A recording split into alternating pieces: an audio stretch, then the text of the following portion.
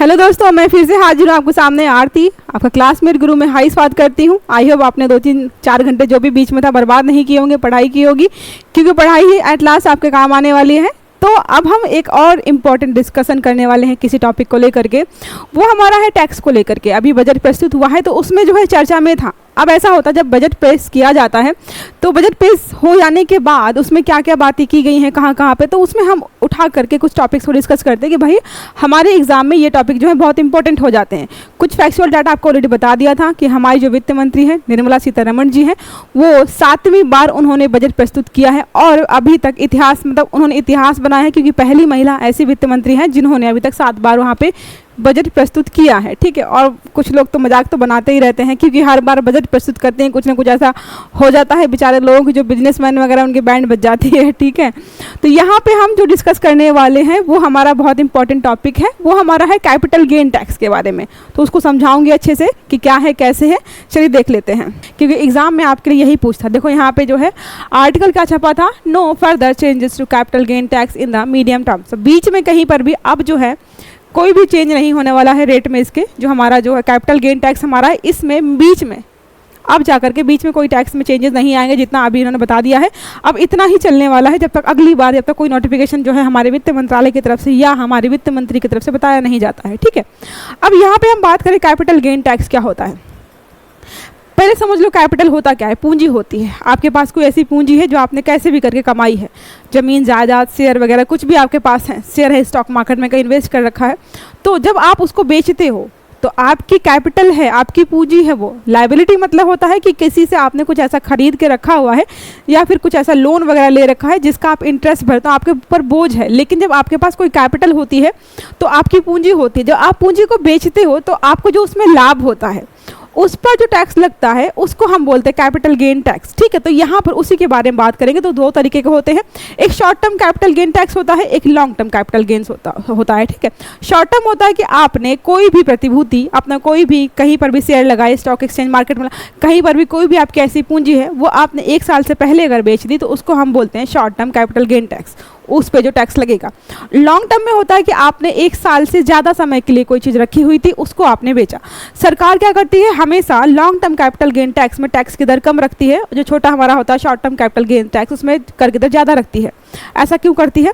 ऐसा इसलिए करती है ताकि लोग जो है स्थायित्व की तरफ जाए। जितने ज़्यादा दिन तक किसी चीज़ पे आप इन्वेस्ट करके रखोगे, गवर्नमेंट को इतना ही फ़ायदा होता है, स्टेबिलिटी उतनी ही आती है, स्थायित्व आता है। उनको पता होता है भाई इसने 5 साल के लिए 10 साल के लिए लगाया तो 10 साल तक पैसा कहीं नहीं ले जाएगा, जैसे क्या है। और इस पे जो है कर की दर भी कम होती है, तो लोग को होता मोटिवेशन मिलता है कि हम जो है ज़्यादा टाइम के लिए पैसा यहाँ पे लगाते हैं, क्योंकि हमें फ़ायदा यहाँ पे ज़्यादा हो रहा है, कर भी हमें कम भरना पड़ेगा। लेकिन शॉर्ट टर्म में क्या है, लोग पैसा यहाँ लगा रहे, 6 महीने में हटा करके वहाँ कहीं और लगा दे, पैसा यहाँ लगाया, तो उससे क्या होता है कि सरकार को भी अनस्टेबिलिटी है। मतलब यहाँ पे लगता है कि भाई ये पैसा उठा उठा के यहाँ वहाँ ले जा रहा है, कहीं एक जगह रख ही नहीं रहा है, तो उस पर लगाते हैं टैक्स ज़्यादा कर दो।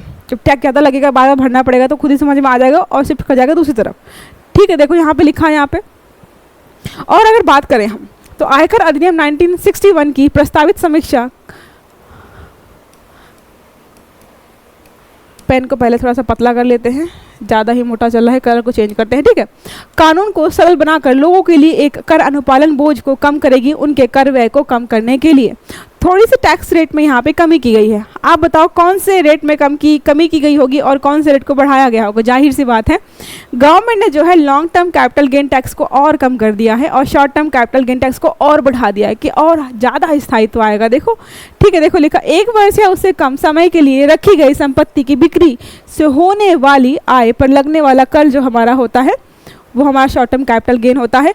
इसको जो है 20% अब कर दिया गया है, पहले जो है 15% ही था, अब इसको बढ़ा दिया गया है। ठीक है, और हमारा जो दीर्घकालिक पूंजीगत लाभ कर है उसमें क्या होता है, 1 साल से अधिक समय के लिए आप कोई चीज़ रखते हो फिर उसको बेचते हो, तो उसमें जो टैक्स लगता है उसको यहाँ पे काउंट करेंगे। पहले स्लैब कुछ इस तरीके से थी और इसको आप घटा करके मैक्सिमम जो है 12.5% यहाँ पे रखा गया है। ये आप याद रखिएगा। एक एक्सेप्शन इसका ये है कि अगर उत्तराधिकार में आपको कोई संपत्ति मिली है, जैसे आपके पापा की ज़मीन है, आपको वो मिल जाए, आपके नाम हो जाए तो वहाँ पर भी कोई भी टैक्स, वहाँ पर कोई टैक्स नहीं लगेगा, क्योंकि वो पहले ही संपत्ति किसी और की है, बस वहाँ पे नाम चेंज किया गया है, उसको बेचा नहीं गया है, कोई इनकम का अर्जन वहाँ पे नहीं हुआ है। मतलब क्या, अगर पिता ने अपनी संपत्ति किसी पुत्री को दे दी या अपने पुत्र को दे दिया, इसका मतलब उसको पैसे तो नहीं मिले वहाँ पे। जब पैसे ही नहीं मिले, उसको कोई आय ही नहीं हुई, तो आप वहाँ पे टैक्स किस बात का लगाएंगे। तो ये एक्सेप्शन होता है और इसको आप याद करके रखिएगा, क्योंकि कई बार दिमाग नहीं काम करता है, पेपर में पूछ लेता है, मामला हम वहीं पे ख़राब करके आ जाते हैं और हमारा सारा वहीं पे खराब जाता है। ठीक है, अब यहाँ पे हम देखो कर क्या होता है। कभी आपको कोई पूछ ले कि कर क्या होता है, टैक्स जो आप देते हो, टैक्स बात करो, आजकल जो है बहुत ज़्यादा चर्चा में चला था। टैक्स क्या होता है? एक टैक्स एक अनिवार्य शुल्क या वित्तीय शुल्क है जो सरकार द्वारा किसी व्यक्ति या संख्या पर राजस्व जुटाने के लिए लगाया जाता है। अब आपको जो है सरकार जो है सड़क मुहैया करा रही है, बिजली दे रही है, पानी दे रही है, वाईफाई दे रही है, आपको सारी सुविधाएं दे रही है कि आपकी लाइफ जो है अच्छी हो सके। आप गवर्नमेंट से जो है ये उम्मीद लगाते हो कि ये सरकार जो है हमारे लिए ऐसे ऐसे काम करे, उसको काम करने के लिए पैसा तो चाहिए ना। फिर आपके ही क्या होता है, आपकी आय से वो कुछ मात्रा में पैसा इकट्ठा करती है राजस्व के रूप में, उसी को हम यहाँ पे टैक्स बोलते हैं। जमा हुए टैक्स की कुल राशि को विभिन्न सार्वजनिक कार्यक्रमों में उपयोग किया जाता है। ठीक है, समझ में आ गया आपका? स्कूल, हॉस्पिटल, रोड, बिजली, पानी, जितने भी काम होते हैं, जब पैसा लगाती है ना सरकार, तो वही जब देखो सड़क खराब होती है तो लोग सरकार को क्यों कोसते हैं? उनको पता है, जो पढ़े लिखे लोग उनको पता है कि ये हमारे पैसे की सड़क बनाई हुई है और जो है पैसा अगर आपको हम पूरा दे रहे हैं, आप टैक्स वसूलने में कोई कमी नहीं छोड़े तो काम भी ढंग से करा के दो। ठीक है, फिर नेक्स्ट अगर हम बात देखें, भारत में टैक्स पेयर कितने हैं, कितने लोग ऐसे हैं जो हमारे यहाँ पर टैक्स पे करते हैं। तो ये जो डाटा है 2023 का है। ठीक है, तो थोड़ा सा अपडेट कर लीजिएगा, अगर आप चाहिए तो गूगल पे सर्च कर लीजिएगा कितना है। तो 0 से 3 लाख रुपए तक की आय पर कोई टैक्स नहीं है, ये आपको पता है। 0 से 3 लाख तक की आय पर कोई टैक्स नहीं लगता है। 3 से 6 लाख रुपए तक की इनकम पर 6% से 9%, ये 2023 का डाटा है, आपको चेंज करना है। आई थिंक ये जो है 3 से हटा करके 5 और 7 कर दिया गया है, और जो टैक्स की रेट्स वगैरह है वो भी चेंज कर दी गई हैं ये सारी। ठीक है, अब बस हम यहाँ पे देख लेते हैं, डाटा देख लेते हैं कितने लोग यहाँ पे, हाँ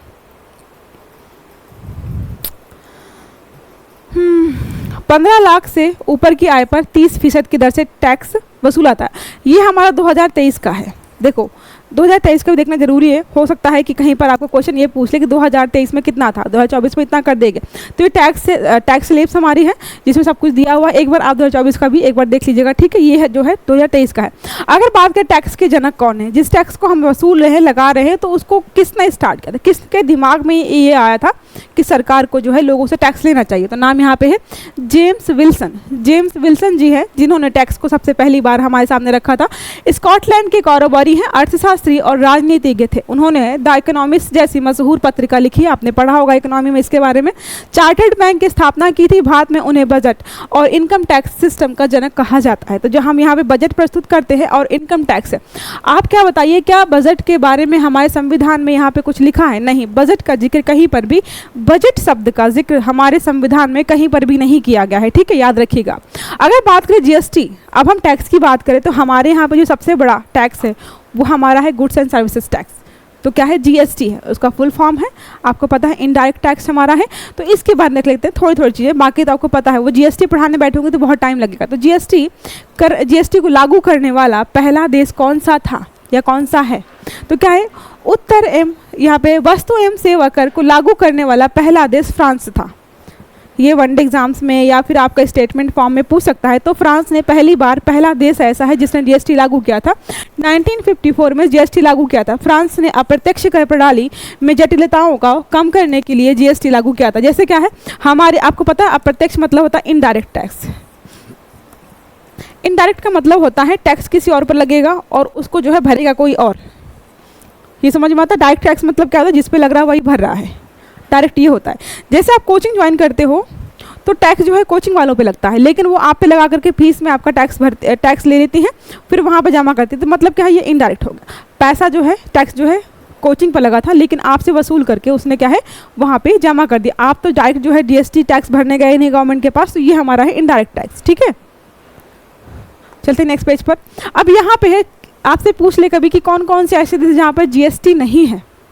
जीएसटी जो है मैक्सिमम कंट्रीज़ में है, लेकिन कुछ कंट्रीज़ ऐसी हैं जहाँ पर जीएसटी जो है नहीं लागू किया गया है। देखो अगर बात करें यहाँ पे तो कौन सा है, मलेशिया, अमेरिका, प्यूर्टो रिको शामिल हैं, जिस मलेशिया में कर को बिक्री कर और सेवा कर के रूप में जाना जाता है। प्यूर्टो रिको में कर को बिक्री कर उपयोग कर के रूप में जाना जाता है। संयुक्त राज्य अमेरिका में कर को बिक्री कर के रूप में जाना जाता है। यहाँ पे जीएसटी की कोई भी यहाँ पे चीज़ें डिस्कस नहीं की गई हैं, तो याद रखिएगा 2 नाम जो आपको 3 नाम याद रखे हैं, मलेशिया, अमेरिका, प्यूर्टो रिको। ये 3 कंट्रीज ऐसी हैं जहाँ पर जीएसटी लागू नहीं है। जिसको हम फॉलो करते हैं अमेरिका, उसने भी लागू नहीं कर रखा है। सबसे ज़्यादा जीएसटी कौन सा राज्य भरता है? हमारे अगर आपसे क्वेश्चन पूछा जाए कि हमारे इंडिया में सबसे ज़्यादा जीएसटी जो है कौन सा राज्य जो है भरता है, तो देखो यहाँ पे है तमिलनाडु को पीछे छोड़ दिया है किसने? आधिकारिक आंकड़ों के मुताबिक पिछले महीने उत्तर प्रदेश की जीएसटी संग्रह, देखो ये हो सकता है कि मैं अभी पढ़ा रही हूँ आपको यूपी दिखा रहा है, आप बाद में देखो तो कोई और स्टेट दिखाए, लेकिन ज़्यादातर हमने जहाँ पे देखा है जो हमारे स्टेट्स हैं, महाराष्ट्र, गुजरात आपका है, तमिलनाडु है, कुछ ऐसे स्टेट्स हैं जो हमेशा इन चीज़ों में आगे रहते हैं, क्योंकि टैक्स पेयर ज़्यादा वहाँ पर कैसे हैं, वहाँ पर पढ़े लिखे लोग ज़्यादा भी हैं, जॉब भी लोग ज़्यादा करते हैं, इसलिए जो है वहाँ पर सबसे ज़्यादा लोग आपको टैक्स पे करते दिखाई देंगे।